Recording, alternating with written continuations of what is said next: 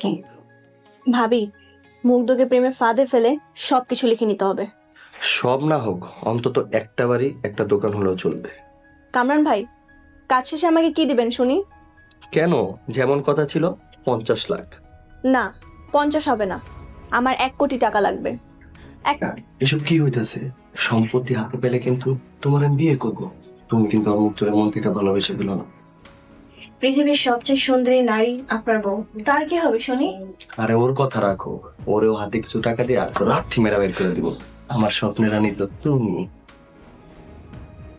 ভাবি, সবাই কমাইছে। সবাই সবার ঘরে দরজা খিল দিয়েছে। আমরা নিরাপদ। কালকে তাহলে আমরা উকিলের লগে টাকা দিতেছি। ঢাকায় গেলে দুইটা লাভ। উকিল আবার আম্মার মনের ভিতর জায়গা করে নিব, আর দ্বিতীয় লাভ হইল ঢাকার প্রতি আমার দুর্বলতা আরো বেশি বাড়বে। একদম ঠিক কইছেন। ধোকাবাজি বাটপারি শব্দ করবো উকিল রে আমার 100 হাতে রাখতে। উকিল যদি খালামার বিশ্বাস অর্জন করতে পারে তাহলে আমার কাজ সহজ হয়। আল্লাহ, আপনি আমার নামাজ কবুল করেন। আপনার বান্দা সালাউদ্দিনকে সুস্থ কইরা দেন। সকল বিপদ আপদ বালা মুসিবত দূর কইরা দেন। আমাগো জন্য আপনার রহমতের দরজা খুইলা দেন আল্লাহ। এই পরিবারের সকলকে আপনি হেফাজত করেন, আমিন।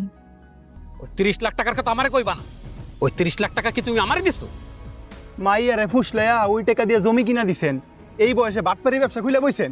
কি কইলে? তুমি আমারে বাটপার কইলে? আরে বাটপার ভণ্ড তো তুমি। এ খোঁজ খবর নিছি, আমার মতন বয়সে আপনি আমার থেকে বড় ভণ্ড আছিলেন। শ্বশুরের দয়ায় ক্ষেত। বন্ধুরা, আপন ভাই যখন সম্পত্তির লোভে নিজের মাকে দেশছাড়া করার চক্রান্ত করে, তখন একজন মায়ের বুক কতটা ফেটে যায় তা কি আপনারা ভাবতে পারেন? হ্যাঁ, সত্যের মৃত্যু নেই নাটকের পঞ্চম পর্বে আমরা এমনই এক ভয়ঙ্কর চিত্র দেখতে পেলাম। একদিকে সম্পত্তির লোভে অন্ধ মুগ্ধ আর সুরাইয়া জঘন্য সব ভাত পাচ্ছে, অন্যদিকে মা আমিনা বেগম তার মানসিক ভারসাম্যহীন ছেলে সালাউদ্দিনকে বাঁচাতে এমন এক মাস্টার প্ল্যান করেছেন যা দেখে মুগ্ধের পায়ের তলার মাটি সরে যাবে। আর আগামী পর্বের প্রমোতে পুলিশের আগমন এবং সুরাইয়ার ডিভোর্স চাওয়ার দৃশ্য দেখে তো সবার চোখ কপালে। কিন্তু আসলেই কি মুগ্ধ ভেসে যাচ্ছে, নাকি এর পেছনে রয়েছে অন্য কোনো রহস্য? চলুন আজকের ভিডিওতে পুরো গল্পটি সহজ ভাষায় বিশ্লেষণ করা যাক এবং আগামী পর্বে কি হতে পারে তার একটি দারুণ প্রেডিকশন দেওয়া যাক।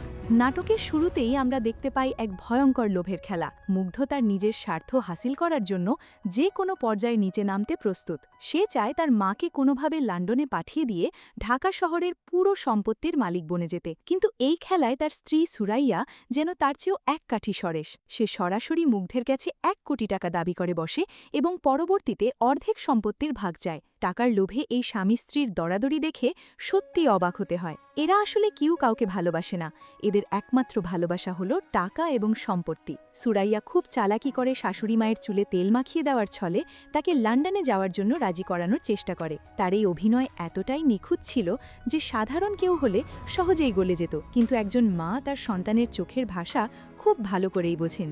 আমেনা বেগম হয়তো মুখে সবকিছু প্রকাশ করছেন না, কিন্তু তার মনের ভেতরে ঠিকই সন্দেহের দানা বেঁধে চলেছে। তিনি স্পষ্ট জানিয়ে দেন যে সালাউদ্দিনকে ছাড়া তিনি কোথাও যাবেন না।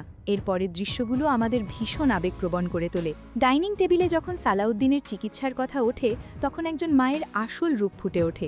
মা কিছুতেই চান না তার ছেলেকে কোনো বৈদ্যুতিক শক দিয়ে চিকিৎসা করানো হোক। পরবর্তীতে জায়নামাজে বসে আল্লাহর কাছে সালাউদ্দিনের সুস্থতার জন্য আমিনা বেগমের সেই কান্নার দৃশ্যটি যে কোনো দর্শকের হৃদয় ছুঁয়ে যাবে।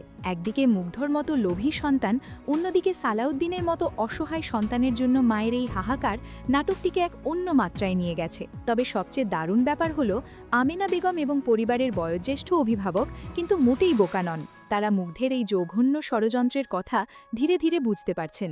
মুগ্ধ যখন দুর্নীতিবাজ তৈয়বকে হাত করে ভুয়া দলিল বানানোর পরিকল্পনা করছিল, ঠিক তখনই ঘটে যায় এক চমৎকার ঘটনা। তৈয়বকে হাতে নাতে ধরে ফেলা হয় এবং তাকে চরমভাবে শাসন করা হয়। এর মাধ্যমে একটি বিষয় পরিষ্কার হয়ে যায় যে মিথ্যার জাল যতই শক্তিশালী হোক না কেন, সত্যের মৃত্যু কখনোই হয় না। এখন সবার মনে একটাই প্রশ্ন, আগামী পর্বে আসলে কি ঘটতে যাচ্ছে? আগামী পর্বের প্রোমো দেখে আমার মনে হচ্ছে গল্প এবার পুরোপুরি ঘুরে যাবে। হঠাৎ করে বাড়িতে পুলিশের আগমন কিন্তু কোনো সাধারণ ঘটনা নয়। সম্ভবত ভুয়া দলিল তৈরি করা এবং মায়ের সাথে প্রতারণা করার অপরাধে মুগ্ধকে গ্রেপ্তার করতেই পুলিশ এসেছে। আর তৈয়বকে যেহেতু আগেই হাতে নাতে ধরা হয়েছে, সে হয়তো পুলিশের কাছে মুগ্ধের সব কুকীর্তি ফাঁস করে দিয়েছে। পরিস্থিতি দেখে মনে হচ্ছে মুগ্ধ এবার নিজের পাতা ফাঁদেই চরমভাবে আটকা পড়তে যাচ্ছে। অন্যদিকে সুরাইয়ার ডিভোর্স চাওয়ার বিষয়টিও বেশ কৌতূহলজনক। আমার ধারণা সুরাইয়া যখন বুঝতে পারবে যে মুগ্ধের সব পরিকল্পনা ফাঁস হয়ে গেছে এবং সে জেলের ঘানি টানতে যাচ্ছে, তখন সে নিজের পিঠ বাঁচাতে এই নাটক শুরু করবে। সুরাইয়া আগাগোড়াই একজন স্বার্থপর নারী, তাই বিপদের সময় সে যে মুগ্ধকে ছেড়ে পালাবে সেটাই খুব স্বাভাবিক। হতে পারে সে ডিভোর্সের ভয় দেখিয়ে মুগ্ধর কাছ থেকে কিছু টাকা হাতিয়ে নেওয়ার শেষ চেষ্টা করবে। তবে আমার মনে হচ্ছে শেষ পর্যন্ত আমিনা বেগমের ভালোবাসারই জয় হবে এবং সালাউদ্দিন হয়তো ধীরে ধীরে সুস্থ হয়ে উঠবে। সম্পত্তির এই লোভীর খেলায় যারা মেতেছে তাদের পতন এখন শুধু সময়ের ব্যাপার। সম্পূর্ণ বিশ্লেষণটি আপনাদের কেমন লাগলো তা অবশ্যই জানাবেন। আপনাদের কি মনে হয় মুগ্ধ কি সত্যিই জেলে যাবে, নাকি নতুন কোনো চাল চালবে, আর সুরাইয়া কি আসলেই ডিভোর্স নেবে? আপনাদের যে কোনো মতামত কমেন্ট বক্সে লিখে আমাদের সাথে শেয়ার করুন। ভিডিওটি ভালো লাগলে একটি লাইক দিন এবং এমন আরও দারুণ সব রিভিউ ও প্রেডিকশন পেতে চ্যানেলটি সাবস্ক্রাইব করে বেল আইকনটি অন করে রাখুন। দেখা হবে পরবর্তী ভিডিওতে। সবাই ভালো থাকবেন এবং সুস্থ থাকবেন।